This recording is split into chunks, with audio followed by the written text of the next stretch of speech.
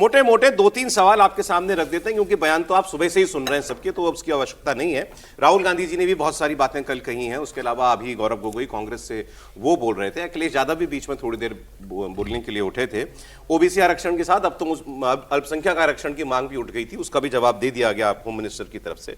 Sir 3-4 सवाल है। पहला ये कि ये अभी क्यों सेंसस हो जाए अगला वाला, उसके बाद आप करा लीजिए, तो उसका जवाब सरकार ये दे रही है कि भाई अभी वाला आएगा तो वो 2029 में लागू नहीं हो पाएगा। बहस के लिए ओपन है ये सारे सवाल जवाब के साथ। दूसरा सवाल है, नॉर्थ की सीटें बढ़ जाएंगी, साउथ की सीटें कम हो जाएंगी। सरकार कह रही है कि हम 1.5 गुना हर प्रदेश की करने वाले हैं, वो कह रहे हैं नहीं, परसेंटेज घट जाएगी हमारी लोकसभा में। इसका उत्तर जो है वो भी दिया जा सकता है। तीसरा है ओबीसी आरक्षण। ओबीसी अभी जनगणना होगी तो ओबीसी उसमें जाति जनगणना होगी, ओबीसी का नंबर आएगा। कांग्रेस पार्टी, राहुल गांधी ये चाहते हैं कि पहले एक बार ओबीसी जनगणना का माहौल बन जाए, उसके बाद हम ओबीसी आरक्षण की मांग करेंगे, फिर लोकसभा और विधानसभाओं में भी ओबीसी आरक्षण की मांग करेंगे, और फिर वो वुमेन्स रिजर्वेशन के अंदर कोटा विद इन कोटा वो उसके बाद लागू किया जाए। तो ये बातें हैं। अब क्रक्स क्या है, सबसे पहली बात, और इसमें और अगर इसको ब्रेक डाउन कर दें, नॉर्थ साउथ एक चीज, सर एक एक करके शुरू कर दें, फिर क्या है, नॉर्थ साउथ वाली बात कर लेते हैं। और सरकार में आप जितने लोग ऑपोजिशन में बोल रहे होंगे ना, एक बात आप नोटिस करेंगे, वो सब कह रहे हैं वुमेन रिजर्वेशन के पक्ष में है और अभी लागू कर दो। अभी लागू कैसे कर दो? ये जो स्ट्रेंथ है 543 संसद की, इसी में दे दो 33%। जितनी विधानसभाएं, जितनी सीटें हैं अभी, उसी में लागू कर दो 33%। कोई ऐतराज नहीं है। तो इस बात होनी चाहिए कि सरकार संख्या बढ़ाकर क्यों करना चाहती है। उसका ऑपोजिशन का लॉजिक यह है कि ये विमेन रिजर्वेशन की आड़ में, सीटें बढ़ाने की आड़ में सरकार डिलिमिटेशन करना चाहती है, इसलिए वो विमेन रिजर्वेशन से ज्यादा डिलिमिटेशन पर बोल रहे हैं।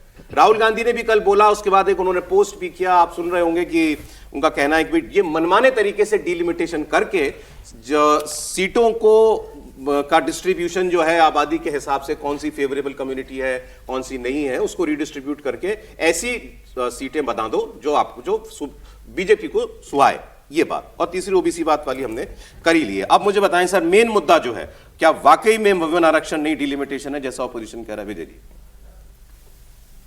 वुमेन रिजर्वेशन बिल में क्या करना था आज, ये बताइए मुझे। 29 से लागू करने के लिए संशोधन करने। देखिए समझिए, 2023 में सितंबर में जब बिल पारित हुआ तो सर्वसम्मति से पारित हो गया।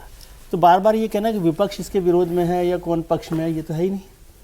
सारी संसद ने उसको सर्वसम्मति से पारित कर दिया, तो इसका मतलब सब लोग उसके पक्ष में हैं।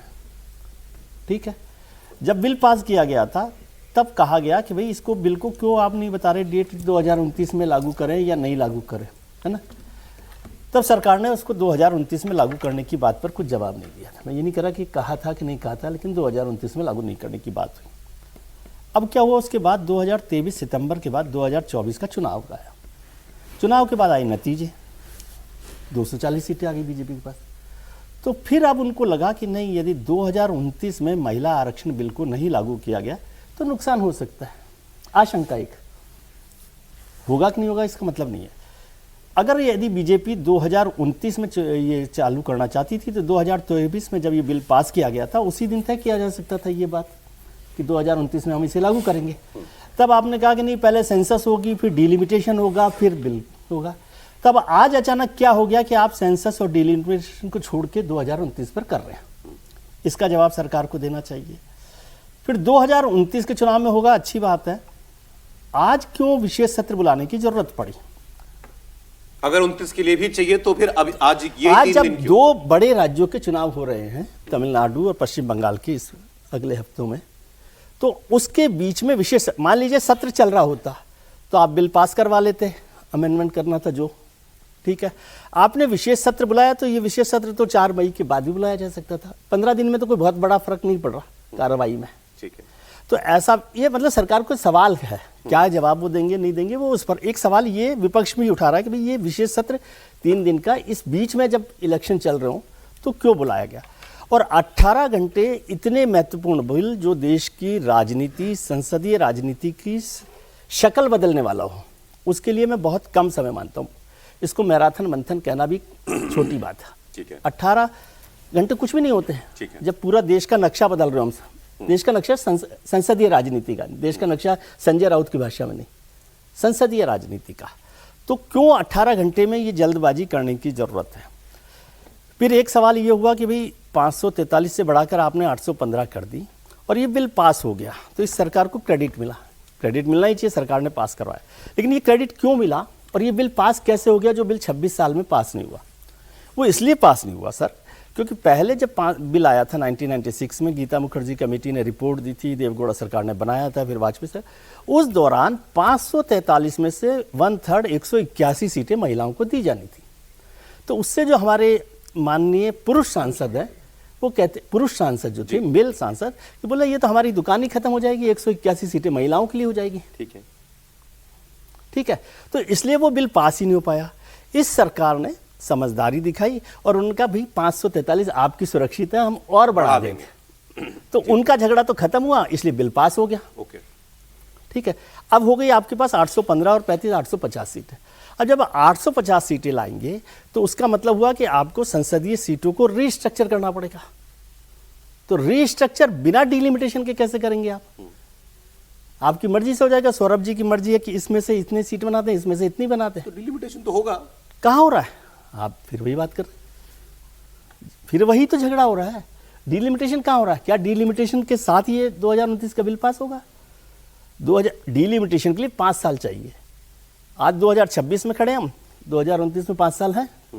नहीं, डिलिमिटेशन तो हो रहा है, 2011 की जनगणना पर हो रहा है वो तो अब 2011 की जनगणना पर आ जाए तो 2011 की जनगणना पर क्यों हो जब 2026 की जनगणना पर हम चल रहे हैं? मैं सवाल के तौर पर अच्छा ठीक है, आपने सारे सवाल फ्रेज कर दिए। इसमें 2 सवाल हैं, एक लोकसभा में से किसी का जवाब भी देंगे कि नहीं? मैं जवाब नहीं, मैं तो सवाल सरकार से समझना चाहता हूं कि भाई ये सारे सवाल हैं जिन मैं कैसे जवाब दूंगा? सरकार के पास सवाल है कि इन सवालों के जवाब देने चाहिए।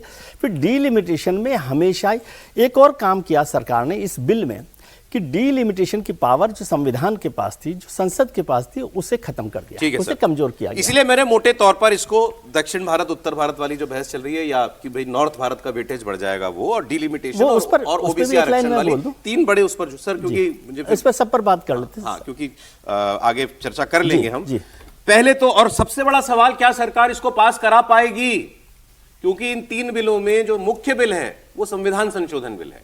उसके लिए तो 2/3 चाहिए, सरकार के पास 2/3 नहीं है, और ऑपोजिशन की स्ट्रेंथ अच्छी है। ऑपोजिशन के टूटे बगैर या ऑपोजिशन के एब्सटेन किए बगैर कि वो वोट ना करे और सदन की संख्या भी टूटना ही है, ये बिल पास नहीं हो सकता। तो क्या सरकार ने इतना मैनेज कर रखा है और ऑपोजिशन के कुछ सांसद जो हैं, क्या वो सरकार के साथ हैं तभी ये बिल पास होगा, वरना नहीं। बाकी जो 2 बिल है वो सिंपल मेजॉरिटी से पास हो सकते हैं, वो सरकार करा लेगी। संविधान संशोधन बिल सरकार विपक्ष के सपोर्ट के बिना पास नहीं करा सकती। इतनी बात हो जाए त्रिपाठी जी पहले, फिर मैं बाकी की बात, तो फिर लंबे विषय हैं। नहीं ठीक है, तो इसी के सीधे सीधे बात कि जिस स्तर पर जाकर नरेंद्र मोदी ने बाकायदा विज्ञान भवन में कार्यक्रम किया, अलग अलग लोगों से मिले, पूर्व राष्ट्रपति प्रतिभा पाटिल, वो तो बिल्कुल सोनिया जी के विश्वस्त हैं कांग्रेस की, उन्होंने भी कहा, मायावती ने जिस तरह समर्थन किया है, मीरा कुमार उस कार्यक्रम में चली गई जो नारी शक्ति वंदन पर विज्ञान भवन में, और प्रधानमंत्री ने उनका जिक्र किया। तो इसका मतलब ये है कि जिसको कहते हैं ना कि आदमी लूप होल्स जो है उसको तो टाइट करके बैठा हो। फिर याद आता है 370 पर तो एकदम असंभव लगता था, जाने कौन कौन से तरीके निकले, वो हो गया।